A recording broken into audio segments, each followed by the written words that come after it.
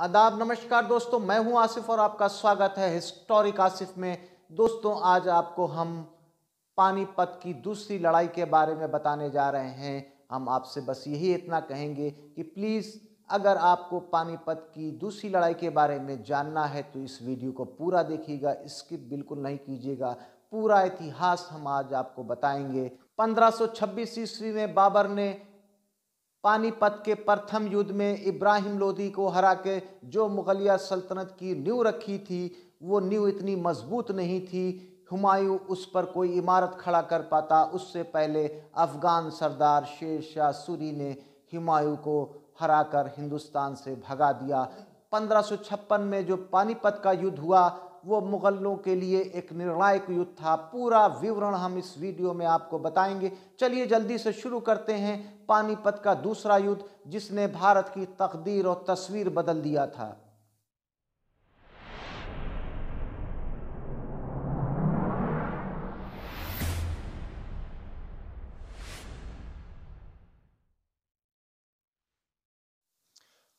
पंद्रह सौ छब्बीस में पानीपत की पहली लड़ाई जीतकर ज़हीरुद्दीन मोहम्मद बाबर ने हिंदुस्तान में मुगलिया सल्तनत की नींव रखी थी, मगर सिर्फ 4 साल बाद ही 1530 में बाबर की मौत हो गई थी।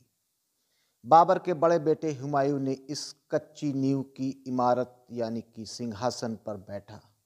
बाबर की वसीयत के अनुसार उसने अपनी सल्तनत का बंटवारा अपने चारों भाइयों में कर दिया। इन सब के बीच अफगान शेर शाह सूरी से एक के बाद एक जंग में हार के बाद हुमायूं को हिंदुस्तान छोड़ना पड़ गया और जो नींव भारत में बाबर ने रखी थी उस पर अफगान सरदार शेर शाह सूरी का कब्जा हो गया। मुगलों को हिंदुस्तान से बाहर निकालकर शेर शाह सूरी ने सूरी सल्तनत की बुनियाद रखी। शेर शाह सूरी की सल्तनत बंगाल से लेकर पंजाब तक फैल गई थी, लेकिन इसी बीच एक दुर्घटना में शेर शाह सूरी की मौत हो गई। फिर शेर शाह सूरी का बेटा इस्लाम शाह सूरी गद्दी पर बैठा, लेकिन वो अपने बाप की छोड़ी गई सल्तनत को संभाल नहीं सका और फिर आपस में ही सल्तनत के लिए खूनी संघर्ष शुरू हो गया और इस तरह सूरी सल्तनत कमज़ोर पड़ गई। इस्लाम शाह की मौत के बाद उसका कमसिन बेटा फिरोज खान गद्दी पर बैठा, लेकिन फिरोज खान के मामा आदिल शाह ने उसका कत्ल कर दिया और ख़ुद गद्दी पर बैठ गया। आदिल शाह एक अय्याश और जालिम इंसान था। उसने अय्याशी और फिजूल खर्ची पर सारा ख़जाना लुटा दिया। आदिल शाह ने अपने भांजे फिरोज़ खान का कत्ल करके गद्दी हासिल किया था, जिससे ज़्यादातर अफ़गान सरदार आदिल शाह के ख़िलाफ़ थे। इसी वजह से आदिल शाह भी किसी अफ़गान का भरोसा नहीं करता था। इन्हीं सब वजह से आदिल शाह ने एक हिंदू हेमू को अपना वज़ीर और सेनापति बनाया। आदिल शाह ने हेमू को ज़्यादातर अधिकार दे दिया था, लेकिन हेमू भी आदिल शाह का वफ़ादार न था, बल्कि हेमू इस इंतज़ार में था कि मुग़लों को ख़त्म करके फिर आदिल शाह को हटाकर अपनी हुकूमत को कायम करेगा और फिर से भारत में हिंदू हुकूमत शुरू करने का इंतज़ार कर रहा था। इधर पंजाब, बंगाल, मालवा और दिल्ली में अफ़गान सरदारों ने अपने को सूरी सल्तनत से अलग करके ख़ुद को स्वतंत्र घोषित कर दिया था। उधर हुमायूं भी मौके के इंतज़ार में था। जब हुमायूं को हालात ठीक लगे तो 1555 में सिकंदर सूरी को हराकर पूरे पंजाब पर कब्ज़ा कर लिया, फिर दिल्ली और आगरा पर भी कब्ज़ा कर लिया। 26 जनवरी 1556 ईस्वी में सीढ़ियों से गिरकर हुमायूं की मौत हो गई। अपनी ज़िंदगी में ही हुमायूं ने अपने वफ़ादार साथी बैरम खां को अकबर का संरक्षक बना दिया था। जब हुमायूं की मौत हुई उस समय अकबर की उम्र सिर्फ 13 साल थी। बैरम खां और अकबर उस समय पंजाब के कलनौर में थे। जब इनको हुमायूं की मौत की खबर मिली, बैरम खां ने अपनी वफ़ादारी दिखाते हुए कलनौर में ही अकबर की ताजपोशी कर दी। ये सच है कि अगर बैरम खां जैसा वफ़ादार हुमायूं और अकबर को ना मिला होता तो पता नहीं क्या इतिहास में होता।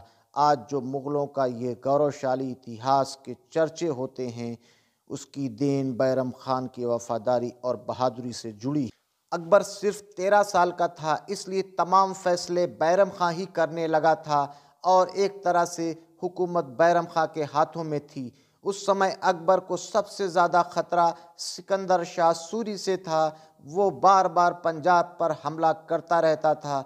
दूसरी तरफ हेमू, जो आदिल शाह का वजीर और सेनापति भी था, जो इस मौके की तलाश में था कि किसी तरह मुग़लों को हिंदुस्तान से निकाल कर अपनी हुकूमत कायम करे। जब हेमू को हुमायूं की मौत की खबर लगी तो वह हिंदुस्तान से मुग़लों को निकालने की तैयारी में लग गया। हेमू बंगाल से 1000 हाथी और 50,000 सवार लेकर आगरा आ गया। हेमू ने मुग़लों को इटावा, लखनऊ, नारंग और कालपी से भगा दिया। आगरा में हेमू के हमले की खबर सुनकर सिकंदर शाह अजबक ने शहर को खाली कर दिया और बिना जंग किए ही भाग गया। सिकंदर शाह का पीछा करते हुए हेमू दिल्ली आ पहुंचा, जहां हेमू का सामना दिल्ली के गवर्नर तरदी बेग खान से हुआ। 7 अक्टूबर 1556 को मुग़लों को हराकर हेमू ने दिल्ली पर कब्जा कर लिया और हेमू ने खुद को हिंदुस्तान का बादशाह घोषित कर दिया। दिल्ली और आगरा हारने के बाद मुग़ल सरदार सरहिंद में अकबर के पास जा पहुंचे। इन सब हार ने मुग़लों के सरदारों को डरा दिया और ज़्यादातर मुग़ल सरदार ये चाहते थे कि हिंदुस्तान में मरने से अच्छा है कि वो वापस काबुल चले जाएं और वहाँ से नई फ़ौज, नई ताकत के साथ फिर से हिंदुस्तान वापस आएं। लेकिन सिर्फ बैरम खां की ये मंशा नहीं थी।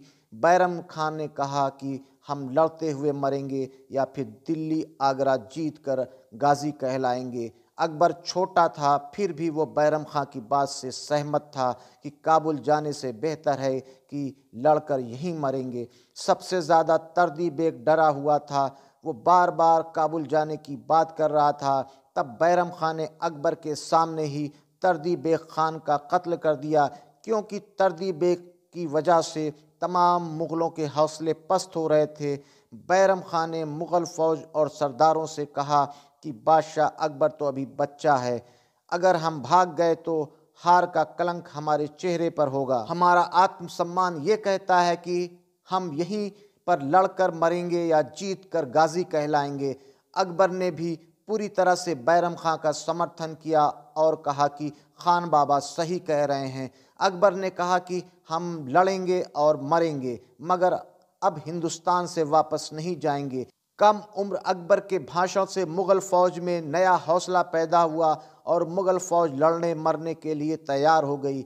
इधर जब हेमू को मालूम हुआ कि अकबर सरहिंद में है तो हेमू ने सरहिंद की तरफ बढ़ना शुरू कर दिया और अपने एक दस्ते को तोप देकर पानीपत के लिए पहले ही रवाना कर दिया। इसी दौरान अकबर और बैरम खां भी अपने लश्कर को लेकर सरहिंद से दिल्ली की तरफ रवाना हो चुके थे। बैरम खां ने खान शबानी को 10,000 घुड़सवार का लश्कर देकर आगे भेज दिया था। इसका फ़ायदा मुग़लों को ये हुआ कि हेमू के तोप खानों पर खान शबानी के लश्कर ने पहले ही कब्ज़ा कर लिया और हेमू की हार का मुख्य कारण भी यही बना कि उसके तोप खाने अब मुग़लों के कब्ज़े में आ गए।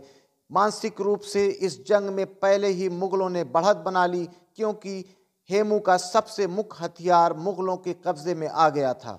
5 नवंबर 1556 ईस्वी को अकबर और हेमू की सेना पानीपत के मैदान में आमने सामने थी। बैरम खां के हुक्म से अकबर को पानीपत के मैदान से 8 मील की दूरी पर एक सुरक्षित स्थान पर ठहराया गया। इस जंग की सारी जिम्मेदारी बैरम खां के ही कंधों पर थी। आप यूं कह सकते हैं कि पानीपत की ये लड़ाई बैरम खां और हेमू के बीच ही थी। अकबर तो सिर्फ नाम का बादशाह था। छोटा होने की वजह से सारा अधिकार बैरम खां ने अपने पास ही रखा था। ये बैरम खां की वफादारी थी कि हिंदुस्तान से मुग़लों के उखड़ चुके पैर को अपनी वफादारी और बहादुरी से एक बार फिर खड़ा कर दिया और एक नई और मजबूत बुनियाद रखी। इस पानीपत के मैदान में मुग़लों की सेना करीब 25,000 के आसपास थी। कुछ इतिहासकारों का कहना है कि 10,000 या 20,000 भी थी और इतिहासकारों ने हेमू की सेना की संख्या 1 लाख और हाथियों की संख्या 1000 लिखी है। लेकिन सभी इतिहासकारों का मत है कि हेमू की सेना मुग़लों की सेना से कहीं ज़्यादा थी, जिसमें राजपूत और अफ़गानों की संख्या सबसे ज़्यादा थी। पानीपत की लड़ाई शुरू हो गई।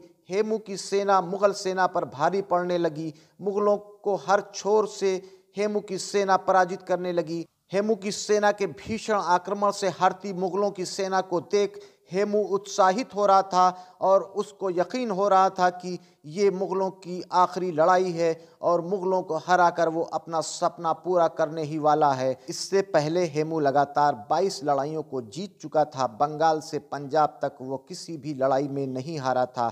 लेकिन पानीपत के मैदान में हेमू के पास कोई तोपखाना नहीं था, क्योंकि वो पहले ही मुगलों द्वारा छीना जा चुका था। चूंकि हेमू को मालूम था कि वो संख्या में ज़्यादा है, इसलिए हेमू ने ही हमले की पहल की थी। इसका फ़ायदा भी हेमू को हुआ। थोड़ी ही देर की लड़ाई में हेमू की सेना भारी पड़ने लगी और मुगलों को पीछे खदेड़ने में कामयाब होने लगी। भारी पड़ती हेमू की सेना को रोकने के लिए बैरम खां ने अपने तेज रफ्तार घुड़सवारों के दस्ते को भेजा, जिसका फायदा हुआ। इसमें हेमू के कई बड़े सरदार मारे गए। इन घुड़सवारों ने हेमू के हाथियों की टांगों और सूंडों पर वार करना शुरू कर दिया, जिससे हाथी अचानक भड़क गए। हाथी बेकाबू होकर पीछे की तरफ भागने लगे और अपनी ही सेना को रौंदना शुरू कर दिया। जंग के मैदान में अचानक अफरा तफरी का माहौल हो गया। इस युद्ध में हेमू भी हाथी पर सवार था। वो वहीं से लड़ाई को देख रहा था और अपने सेनापतियों को आदेश भिजवा रहा था। इसी बीच हेमू के 2 मुख्य सेनापति मार दिए गए, तो हेमू ने अपनी सुरक्षा में लगे दस्तों को आगे भेज दिया। फिर हेमू ने हमले की कमान खुद संभाली और जोरदार हमला मुगलों पर किया, जिससे एक बार फिर मुगलों के पैर मैदान से उखड़ने लगे। मुगल पीछे हटने लगे। अब ये तय होने लगा कि मुगल ये जंग हारने ही वाले हैं।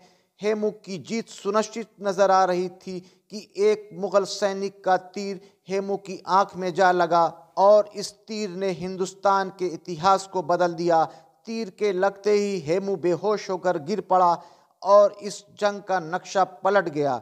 हेमू को हाथी से गिरता देख हेमू की फौज के हौसले पस्त हो गए और मैदान से भागने लगे। थोड़ी ही देर में हेमू की सारी फौज मैदान से भाग गई। काफी सैनिक भागते हुए मारे गए और इस तरह पानीपत की दूसरी लड़ाई अकबर की जीत और हेमू की हार से खत्म हुई। हेमू को बंदी बनाकर अकबर के सामने लाया गया। बैरम खां ने अकबर से हेमू को मारने को कहा, तो अकबर ने कहा कि इस अधमरे को मैं नहीं मार सकता। तो बैरम खां ने अपनी तलवार से हेमू के सर को धड़ से अलग कर दिया और हिंदुस्तान में फिर से एक बार मुगल परचम फहरा दिया, जिसकी इस बार बुनियाद इतनी गहरी थी कि मुगलों ने काफ़ी लंबे समय तक भारत पर हुकूमत किया। दोस्तों, हमने आपको इस वीडियो में बताया कि पानीपत के दूसरे युद्ध में कैसे हारती हुई बाजी मुगलों के हाथ लगी। अगर ये युद्ध मुगल हार जाते तो शायद हिंदुस्तान का इतिहास कुछ और होता। हमने आपको शुरू से लेकर अंत तक पानीपत के दूसरे युद्ध के बारे में बताया। उम्मीद है कि आपको हमारा ये वीडियो पसंद आया होगा। दोस्तों, अगर आपको हमारा ये वीडियो पसंद आया है तो हमारे चैनल को लाइक कीजिए, सब्सक्राइब कीजिए और इसी तरह के वीडियो को देखने के लिए हमारे साथ बने रहिए। इजाज़त दीजिए आसिफ को। हम फिर मिलते हैं किसी नए स्थान पे कुछ नई जानकारियों के साथ। तब तक के लिए जय हिंद, जय भारत।